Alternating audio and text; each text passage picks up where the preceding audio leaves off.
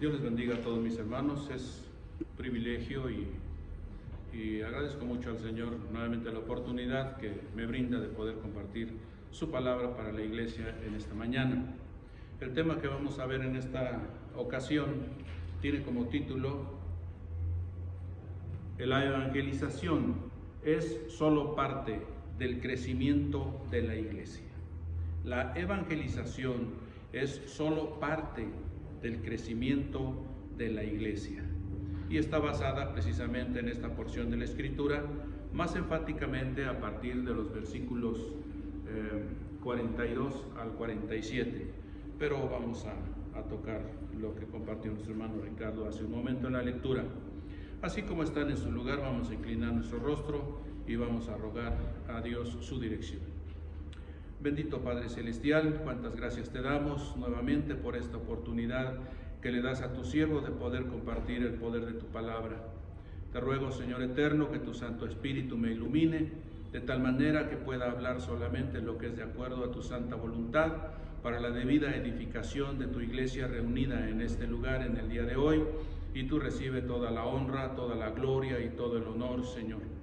Gracias pues por tu palabra y rogamos, Dios eterno, que tu palabra cumpla una vez más tu propósito de no volver a ti vacía, sino, Señor, que cumpla aquello para lo que tú has determinado en esta ocasión, llevar a nuestro oído, a nuestra mente y a nuestro corazón. Padre, bendice a cada oyente, Padre Celestial, y Señor, que en este momento toda nuestra atención esté centrada en este tema, para que de esa manera podamos ser edificados, Señor, por el poder de tu palabra. En el nombre, pues, de nuestro Señor Jesucristo, te lo rogamos. Amén.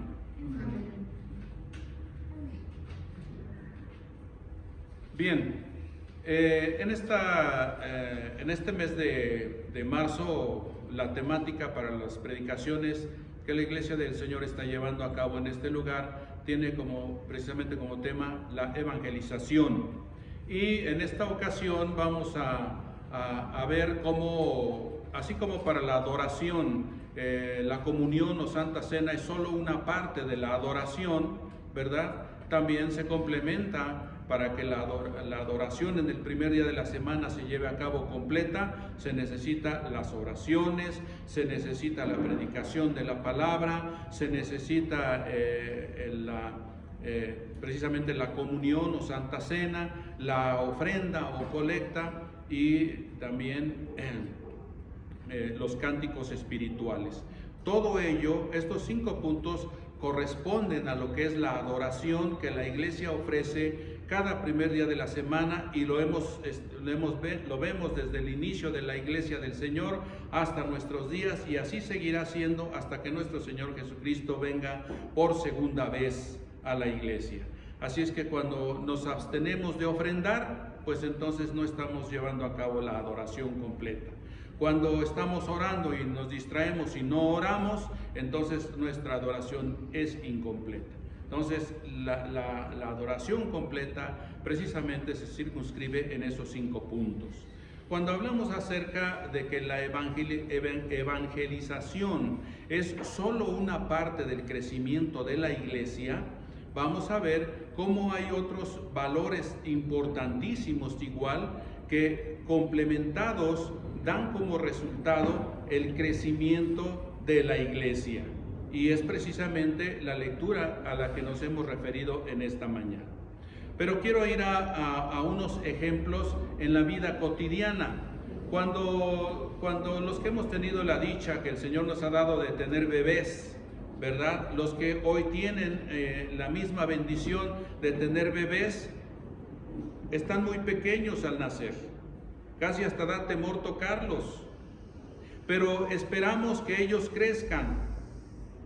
Entonces, el desarrollo físico de un bebé se va a dar porque Dios así lo determina.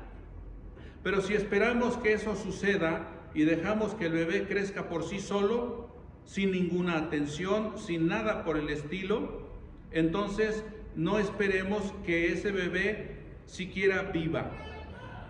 ¿Qué es lo que ese bebé necesita para crecer y desarrollarse físicamente sano y en condiciones óptimas. Él va a crecer y se va a desarrollar si lo alimentamos. Él va a crecer y se va a desarrollar si le damos atención médica, le ponemos sus vacunas, si se enferma, lo atendemos y lo llevamos al médico para que le den lo necesario para que vuelva a recuperar la salud. Un bebé tiene que ser atendido de tal manera que su desarrollo físico se vaya llevando a cabo sin ningún contratiempo. Y sin embargo, el bebé va a crecer en el tiempo que tiene que crecer.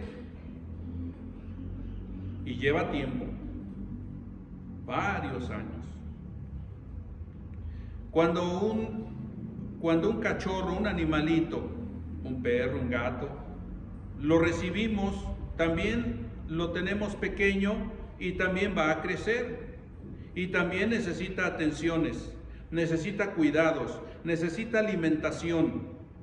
Necesita todo ese tipo de factores con el propósito de que su desarrollo sea óptimo, crezca y llegue a la edad adulta. Y también el animalito va a crecer en su tiempo. A veces hasta se nos hace tardado que crezca, y más cuando hablamos acerca de aspectos de agricultura. Se siembra un grano de maíz o se siembra un grano de frijol, los campesinos hacen su siembra, grandes extensiones de terreno y no se ve absolutamente nada después de que han sembrado apenas la semana pasada. Y pasa determinado tiempo y apenas empieza a ver una hojita que va saliendo, va germinando. Entonces, ¿qué es lo que hay que hacer? Antes hay que preparar la tierra. Después que se ha preparado la tierra, ahora ¿qué es lo que hay que hacer? Bueno, pues poner fertilizantes, quitar la hojarasca o lo que vaya surgiendo en la medida de que se va desarrollando los vegetales. Necesita atención, hay que ponerle agua y hay que estar atendiendo lo que se ha sembrado con el propósito de que crezca y que eventualmente dé fruto. Y también se va a llevar su tiempo.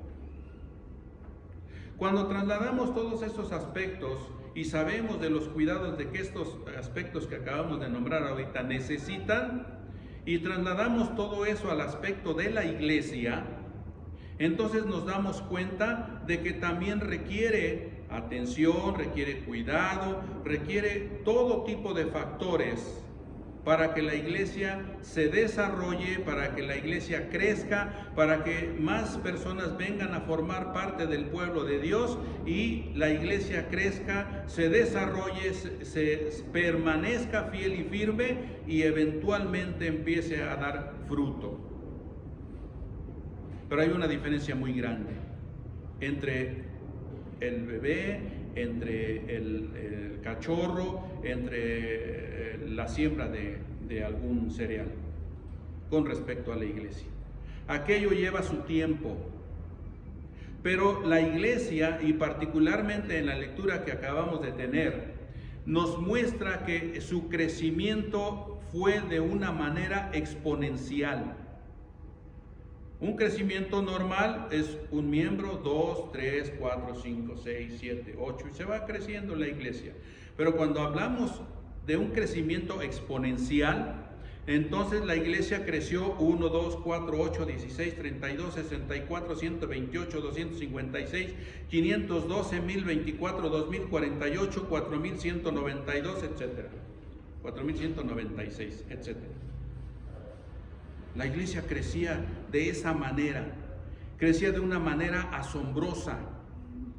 ¿Por qué es que la iglesia del primer siglo crecía así? Y tenemos que irnos al contexto histórico de ese establecimiento de la iglesia que fue en Jerusalén cerca del año 33. ¿Qué había en ese tiempo en el contexto social? ¿Qué había en el contexto económico? ¿Qué había en el contexto político? Era una situación que no era como la que tenemos en el día de hoy, particularmente aquí en la Ciudad de México. Jerusalén estaba ocupada por el Imperio Romano. había ciertas libertades que los judíos no tenían. Y entonces había limitaciones, había situaciones en las cuales el cristianismo fue establecido en ese lugar cerca del año 33. La iglesia nació, y vea en las condiciones en que nació y cómo es que floreció de la manera que lo hizo.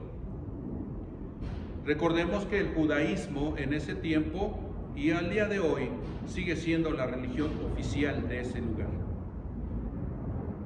Y el judaísmo, con todo lo que tenía, se circunscribía, según esto, a la obediencia a la ley que Dios dio a Moisés.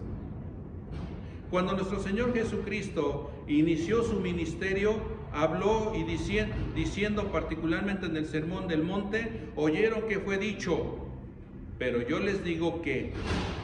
Oyeron que fue dicho ojo por ojo y diente por diente, pero yo les digo: amen a sus enemigos, oren por los que los persiguen.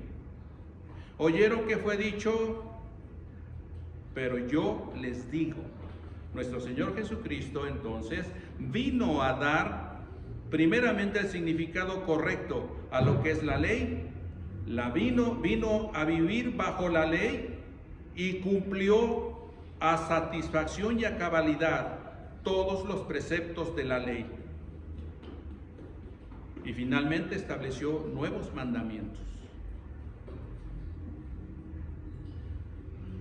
La iglesia que nació en Jerusalén cerca del año 33, entonces leemos aquí que tenía aspectos muy importantes por medios de los cuales, si es que nosotros vemos con atención y los imitamos, tenemos la seguridad de que la iglesia crecerá.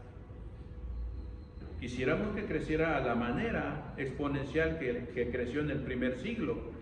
Pero está bien, la iglesia crecerá porque recordemos que el crecimiento lo da Dios. El apóstol Pablo dice: Apolos sembró, ¿verdad? Y habla de otros participantes del evangelismo, y él sembró, y el otro enseñó, y el otro dio, pero finalmente el crecimiento lo da Dios. Y también leemos en este pasaje que Dios es el que añade a su iglesia los que habrán de ser salvos. Luego entonces la evangelización es solo una parte del crecimiento de la iglesia, y es muy importante, como lo hemos estado viendo en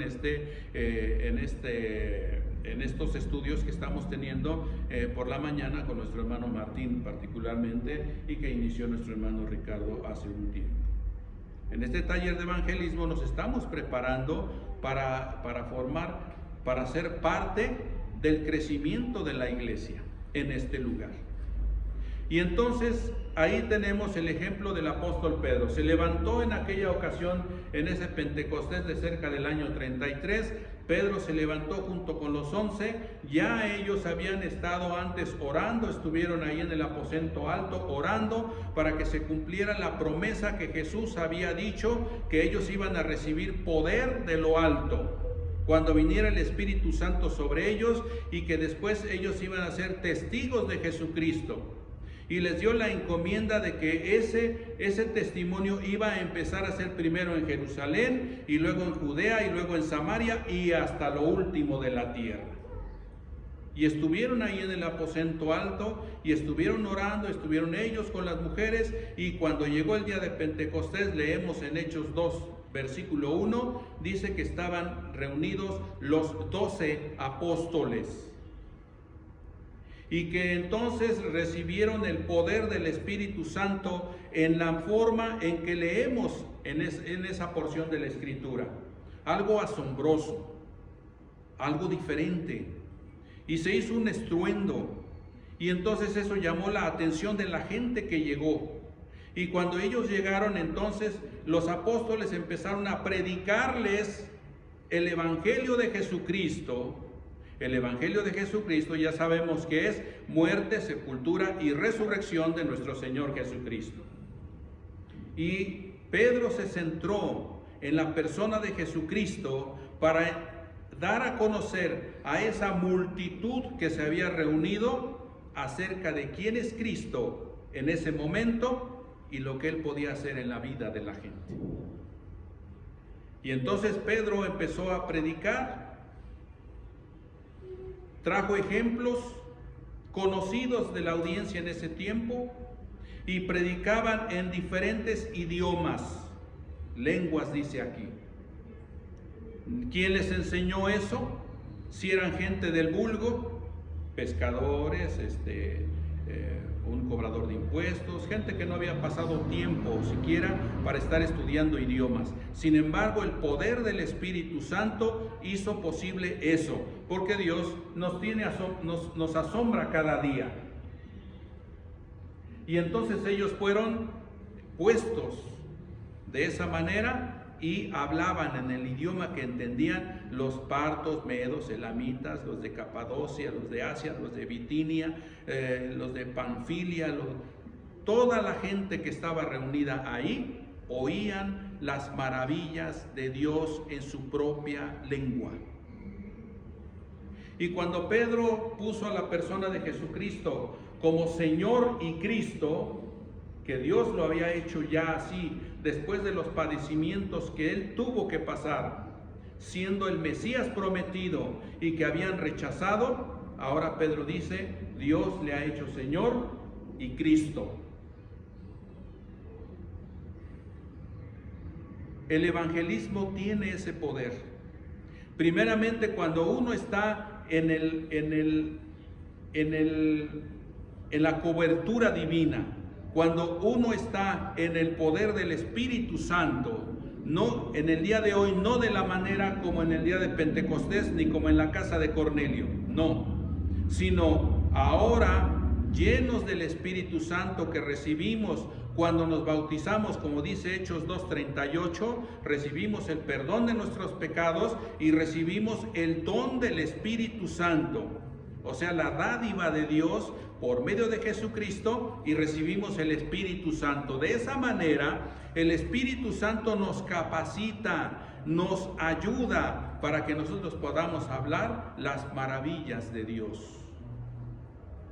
Y entonces, cuando Pedro terminó su discurso, dice que aquella gente estaba compungida de corazón. ¿Qué es estar compungido de corazón? Algunos dicen que tenían un nudo en la garganta. Otros que probablemente estaban al borde del llanto. Otros con una conciencia, porque seguramente muchos de ellos participaron en la muerte de Jesús, lanzándole piedras, insultándolo, haciendo muchas cosas. Porque cuando Pedro predicó, habían pasado apenas 50 días de que Jesús había sido crucificado. Entonces era un evento reciente. Y ellos se compungieron de corazón y le dijeron a Pedro y a los apóstoles, nos equivocamos, lo crucificamos, está bien, ya hicimos eso, ¿y ahora qué hacemos? ¿Qué remedio hay? Es importante entonces notar la solución que Pedro y los apóstoles dieron. Arrepiéntanse. Arrepentirse es dar media vuelta completa o una vuelta completa a aquella vida pasada, a aquellas circunstancias pasadas, aquello que ofendía a Dios, y empezar a ver de qué manera hoy Dios quiere que yo lo busque, que yo le sirva, que yo le ame. Y Pedro dio precisamente la solución al problema. Arrepiéntanse y bautícese cada uno. El "y" es un enlace. Arrepentimiento sin bautismo no es suficiente. Bautismo sin arrepentimiento no es suficiente. Son dos cosas que van de la mano, van unidas. Arrepentíos y bautícese cada uno de vosotros en el nombre de Jesucristo y recibiréis para el perdón de los pecados, y recibiréis el don del Espíritu Santo, porque para ustedes es la promesa y para todos aquellos a quien el Señor nuestro Dios llamare. Dice que en esa ocasión como 3,000 se bautizaron. Había una multitud, pero como 3,000 se bautizaron. Esos que se compungieron de corazón, en ese momento tomaron la decisión de dejar su vida pasada para venir rendidos a los pies de Jesucristo. Por las promesas que había, porque hay promesa para esta vida, para la vida eterna. Y entonces, esa es la evangelización. La evangelización lleva como resultado, lleva primeramente a la gente al conocimiento del Dios verdadero y de Jesucristo, a quien Dios envió, y el propósito de por qué Jesucristo vino a este mundo. Cuando nosotros evangelizamos, dejamos bien claro que en la persona de Jesucristo está la salvación y en ninguno más. Porque no hay otro nombre debajo del cielo en que podamos ser salvos, solamente en la persona de nuestro Señor Jesucristo. Y esa multitud, 3,000 tomaron en esa ocasión la decisión de entregar su vida a Cristo, y en esa ocasión fueron añadidos a la iglesia. ¿A cuál? A la iglesia de Cristo, a la iglesia de Dios, a la iglesia del Señor. Dios añadió 3,000 personas. El evangelismo es solo una parte del crecimiento de la iglesia. Es maravilloso porque el evangelismo abre la puerta al reino de los cielos. Y en Pentecostés a Pedro se le dio la oportunidad, ya antes se había dicho, y a ti Jesús le dijo a Pedro que sobre él, que sobre la roca, sobre lo que él había confesado de que Jesucristo es el Hijo del Dios viviente, estableceré mi iglesia. Y Jesús estableció su iglesia en el día de Pentecostés, y Pedro, con la llave del evangelio, abrió la puerta para que en esa ocasión entraran 3,000 personas. Ya estaba la primera parte. Veamos, imaginemos, pensemos, 3,000 en un momento. Y ya, son muchos. Pero se habla de crecimiento, y en esa porción de la Escritura, a partir del versículo 42 y hasta el versículo 47, y luego todavía en el capítulo 4 y a partir del versículo 32, nos muestra cómo es que ese crecimiento se da, cómo ese crecimiento hace que los miembros de la iglesia permanezcan y crezcan, y cómo después la iglesia empieza a producir más y más gente ganada para venir a los pies de Jesucristo. Entonces, si esa es la receta para que la iglesia de Cristo que se reúne en la calle de San Isauro crezcamos, entonces es bien importante que veamos con atención qué es lo que hizo que esta iglesia del primer siglo creciera de la manera exponencial que leemos ahí. Porque más adelante dice que la multitud de los que habían creído eran de un solo corazón, dice el capítulo 4 y a partir del versículo 32, y la multitud de los que habían creído era de un corazón y un alma. La multitud. ¿Qué es una multitud? Los 3,000 de suyo ya era mucho. Pero ¿qué es una multitud? Los que en el domingo pasado llenaron la plaza el Zócalo, pues, para ver el concierto de Shakira, es una multitud. Esa es una multitud. Esa es una multitud. Más de 100,000 personas. Y dice que las iglesias de Cristo crecían. Más adelante leemos todavía en la palabra de Dios, dice, y los que creían en el Señor aumentaban más, gran número así de hombres como de mujeres. la iglesia crecía y crecía y crecía y crecía. Bien. ¿Qué es lo que qué aspectos importantes leemos en la Biblia que sucedían para que la iglesia creciera? Primero, evangelización. Si no hay evangelización, la iglesia no crece. Y cuando hay evangelización y cuando leemos cómo fue el discurso de Pedro y cómo puede ser el testimonio, dice nuestra hermana hace rato, les hablo acerca de lo que Cristo, les doy mi testimonio, les hablo de lo que Cristo hizo en mi vida. ¿Es una manera de evangelizar? Es una manera de evangelizar. Cada uno de nosotros somos cartas abiertas, dice el apóstol Pablo. La gente nos lee. Cuando empezamos a hablar de Jesucristo o decimos que somos cristianos, la gente nos observa más de cerca. Nuestra conducta, nuestras palabras, nuestras actitudes ayudan y contribuyen para que más gente crea en lo que nosotros hemos creído. Y entonces vemos que había aspectos importantes y los vamos a ir viendo rápidamente, no a fondo, pero nos van a ayudar para que la iglesia de Cristo en este lugar también crezcamos.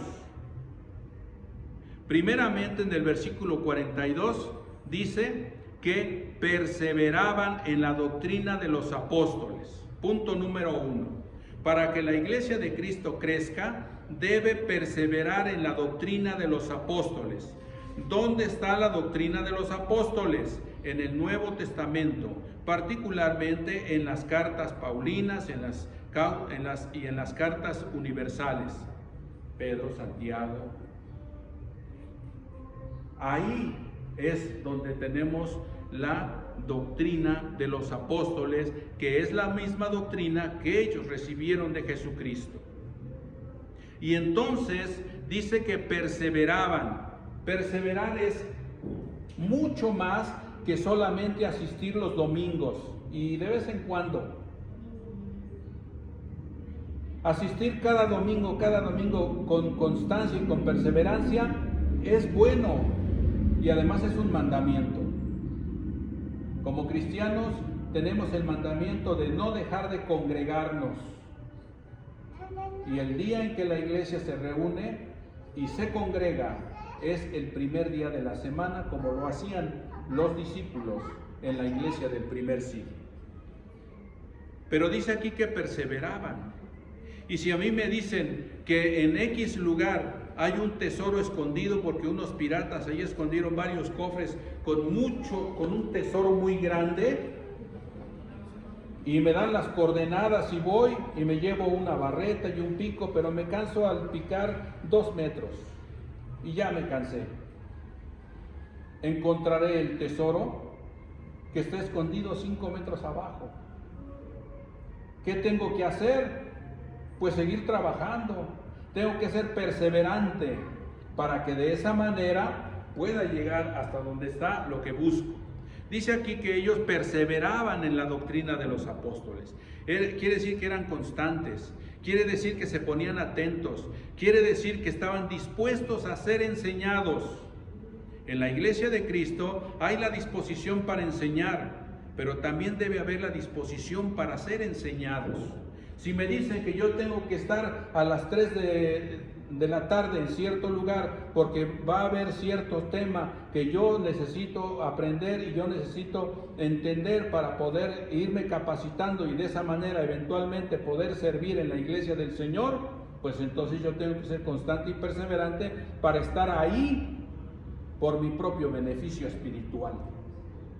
Y entonces dice que los que habían recibido la palabra perseveraban en la doctrina de los apóstoles.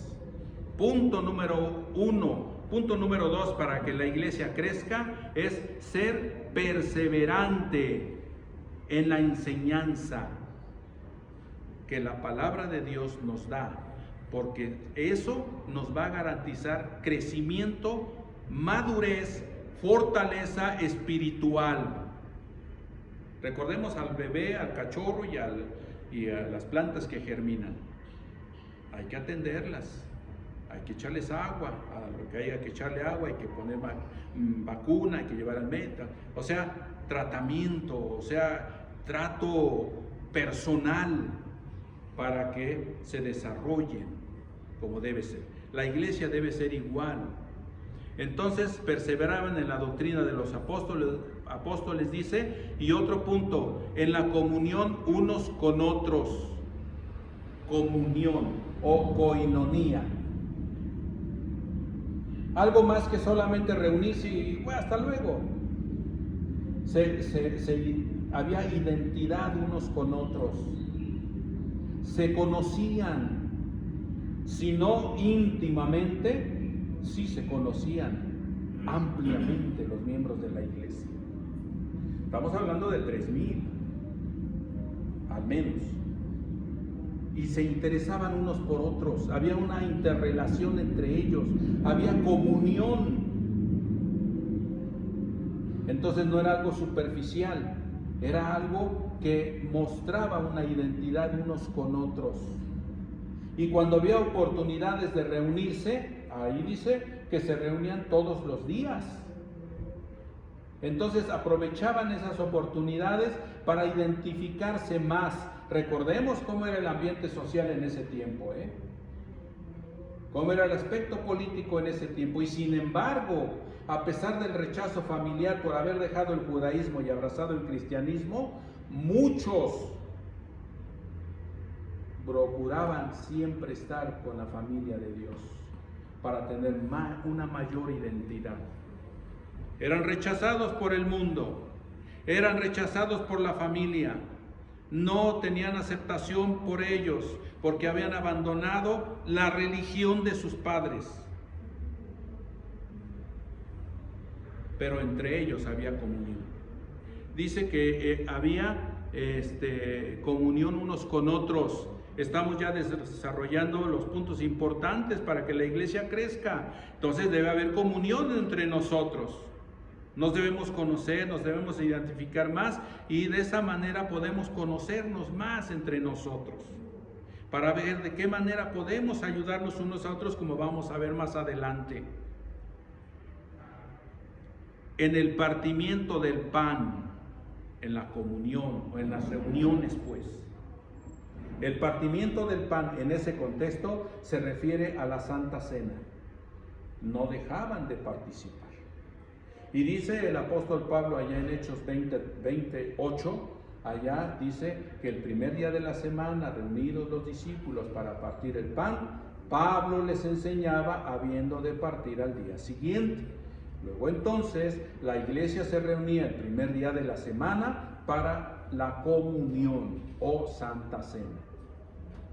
Entonces ellos no desperdiciaban ni un solo domingo, ni un solo domingo. El primer día de la semana es el día del Señor. Es el día que Dios me da a mí la oportunidad para adorarlo junto con la iglesia. Es el día que a mí el Señor me da la oportunidad para yo tener comunión por medio del partimiento del pan. Recordar todo lo que Dios hizo por mí a través del sacrificio de Jesucristo en la cruz del Calvario. Y entonces ellos no se perdían un solo primer día de la semana para recordar lo que el precio de su salvación le había costado a Dios. En el partimiento del pan y en las oraciones. Y pasaban tiempo orando. ¿Por qué oraban? Por tantas cosas. Quizás para que Dios alcanzara a su propia familia un día. Quizás porque había un familiar enfermo y oraban para que Dios pusiera su bendición sobre ese familiar y lo sanara. Oraban unos por otros porque como se conocían, sabían de las necesidades que había en otros hermanos, en otros miembros de la iglesia. Y oraban unos por otros. La oración es importante. Y dice la Biblia que la oración del justo puede mucho. Así es que mire, A partir del versículo 43 y el 47 dice que sobrevino temor a toda persona y muchas maravillas y señales eran hechas por los apóstoles. Las maravillas y señales en ese tiempo tenían como propósito que la gente supiera que el mensaje de salvación que ellos expresaban venía de Dios y no de ellos. Y hacían esas señales y maravillas, esos milagros y esos prodigios con el propósito de que la gente pusiera su atención en Dios. Como sucedió, por ejemplo, en el capítulo 3 y en el versículo 11, cuando están en el pórtico de Salomón y está un hombre ahí que está cojo por mucho tiempo. Y que ellos, este hombre estaba esperando, más bien desde el capítulo 3, versículo 1, ahí está un hombre cojo. Y entonces este hombre estaba sentado en el pórtico de Salomón, ahí estaba sentado y esperando que la gente le diera dinero. Y cuando vino Pedro y Juan, este hombre se le quedó viendo, esperando recibir algo de ellos. Y entonces exclamó Pedro y Juan y dijeron: no tengo oro ni plata, pero lo que tengo te doy. En el nombre de Jesucristo de Nazaret, levántate y anda. Y sucedió el milagro. Y entró saltando y alabando el nombre de Dios en el templo, y todos se asombraron. Pues eso sirvió como propósito para que Pedro y Juan hablaran a la gente de que ellos no habían hecho ese milagro por ellos mismos, sino que Dios mismo había hecho ese milagro con el propósito de que la gente creyera en el Evangelio de Jesucristo. Y predicaron una vez más. Así es que entonces había esas señales y maravillas con ese propósito. Y luego dice en el 44, todos los que habían creído estaban juntos y tenían en común todas las cosas. Eso es unidad. Cuando en la iglesia hay unidad, cuando en la iglesia hay comunión, cuando en la iglesia tienen las cosas en común, tenemos las cosas en común, eso atrae a ellos que van llegando.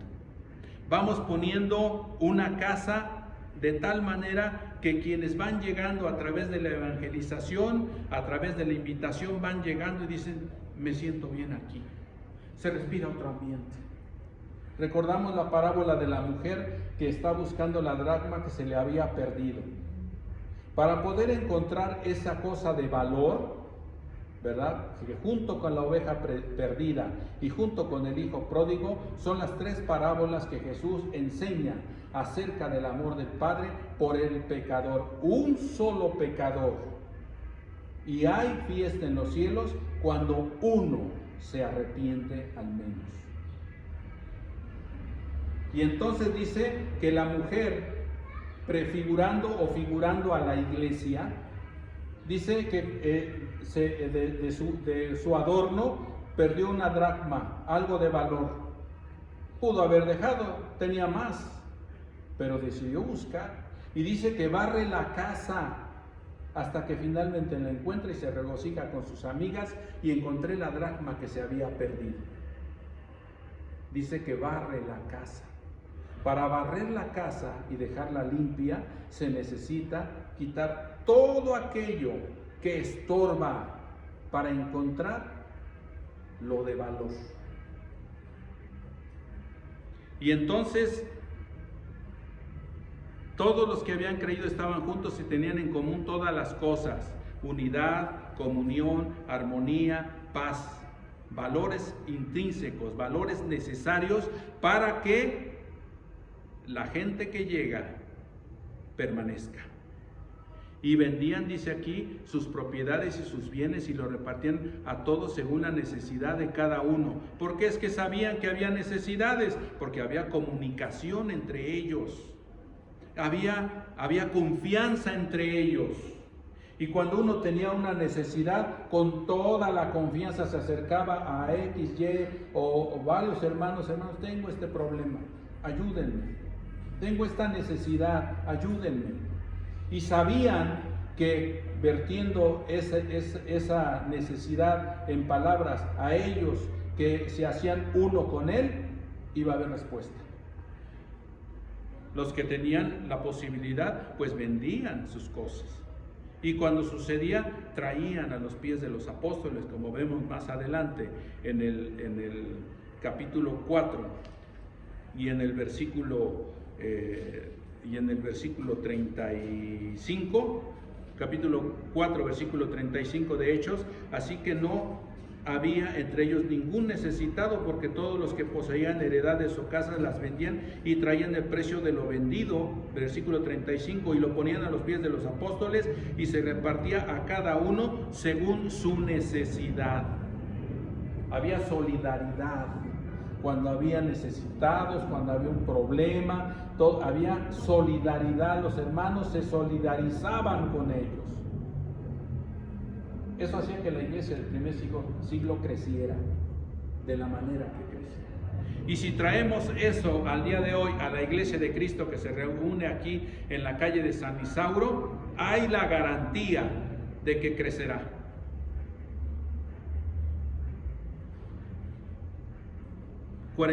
Versículo 46 del capítulo 2. Y perseverando unánimes cada día en el templo, nuevamente la palabra perseverancia es vital para crecer. Y partiendo el pan en las casas, o sea, pasaban tiempo, comían juntos, entre ellos como hermanos, comían, visitaban las casas. Recuerde que la iglesia del primer siglo se reunían en las casas, y aunque estaban en el templo, también en el atrio, ahí también se reunían y se predicaba la palabra, y más tarde en las sinagogas. Comían juntos con alegría y sencillez de corazón. Pero si la situación social y la situación política como estaba, no era para estar alegres, estaban bajo el yugo romano. Pero el gozo que da Dios sobrepasa todo aquello. Aunque sea lo que sea que venga a la vida del cristiano, hay gozo y hay paz. Y dice que ellos dice aquí que ellos comían, partían el pan, o sea, comían como una comida normal, ¿verdad? Como un desayuno, una comida o una cena, y dice, y tenían, y partiendo el pan en las casas, comían juntos con alegría y sencillez de corazón. Con alegría y sencillez de corazón. No había pesar. A pesar de lo que sucedía, ellos estaban contentos. Ellos estaban ahora gozosos. Ellos tenían a Cristo reinando en su vida. Los matrimonios tenían a Cristo como centro de su matrimonio. Y de Cristo mana la vida, la paz, la armonía. Y entonces de esa manera es que las iglesias crecían y se fortalecían en gran manera. Dice, alabando a Dios y teniendo favor con todo el pueblo, y el Señor añadía cada día a la iglesia los que habían de ser salvos. Ya tenemos varios factores que leemos en esa porción de cómo es que la iglesia de Cristo crece, se fortalece, permanece y da fruto. Ahí está la receta. El evangelismo es una parte fundamental, pero no lo es todo. No sirve de nada salir a evangelizar y compartirle a la gente y llenar todo esto, pero si no hay unidad, si no hay armonía, si no hay coinonía, si no hay paz, si entre nosotros ellos perciben, ellos ven y no encuentran lo que están buscando, no hay garantía de que la iglesia crezca y permanezca, y mucho menos que florezca.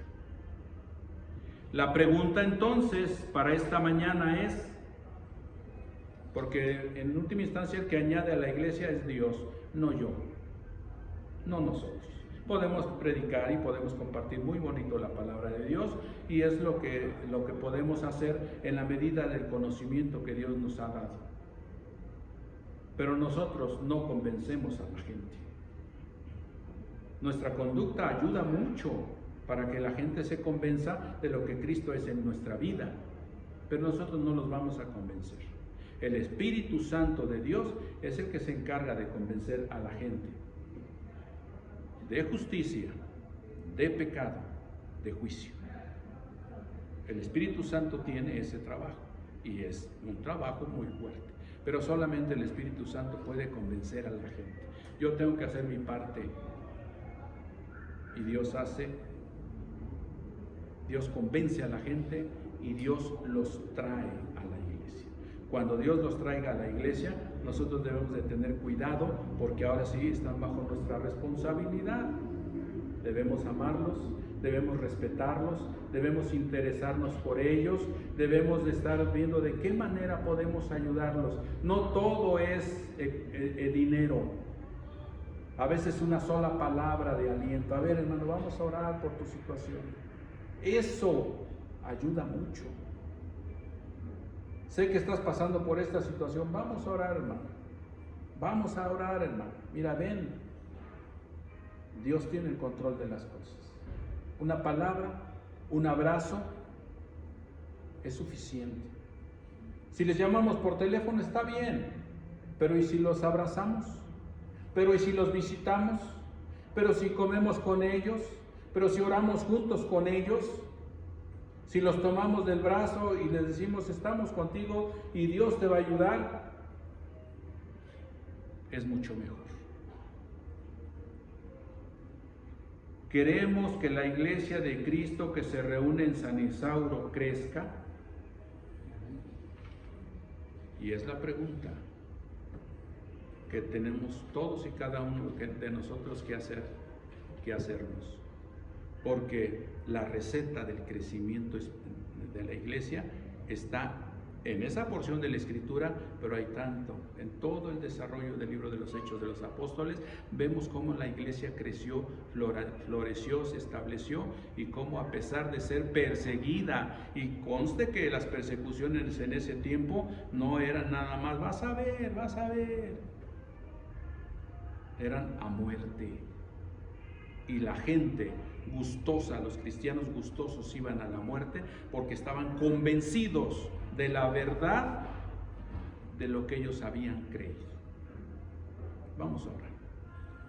Padre, te damos gracias por tu palabra. Gracias, Señor, porque tú nos llamas a crecer. Ayúdanos entonces a aplicar cada uno de los aspectos que tu iglesia tenía en el primer siglo, para que de esa forma tu iglesia en este lugar podamos crecer. Ayúdanos a amarnos, a respetarnos. Ayúdanos a escucharnos unos a otros. Ayúdanos, Señor, a ser empáticos unos con otros. Ayúdanos, Señor, a amarte, así como tú nos has mandado que nos amemos unos a otros como tú nos has amado. Padre misericordioso, gracias por tu iglesia en ese lugar. Ayúdanos, Señor, a emprender juntos la tarea de hacer discípulos a otros, Señor, para que vengan a gozar de la misma esperanza que hoy tenemos también nosotros.